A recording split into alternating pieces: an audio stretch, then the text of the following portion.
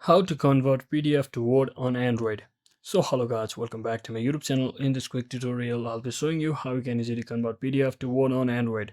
So first thing, just head over to your Play Store and simply search in for Microsoft 365 Copilot and make sure you have successfully downloaded and installed the application. So once you do that, just tap on this open button to open the application over here and simply click on this apps. Make sure you have signed into your account. When you click on this bottom right corner, that is apps section, you can see there is at the top option called PDF tools. So select it and you can see you can directly convert PDF to Word by using this option over here, but you have to go to premium. That means you have to unlock with the paid feature since it's not available for free.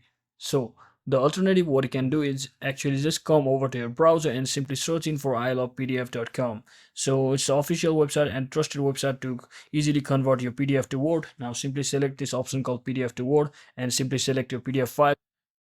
Let me just quickly select one PDF file and simply click on convert to Word and simply download the Word file just like that, and your PDF will be successfully converted to the Word file just like that. So that's it for today guys. I hope this video was helpful. If it was, don't forget to like and subscribe to the channel. See you on the next one.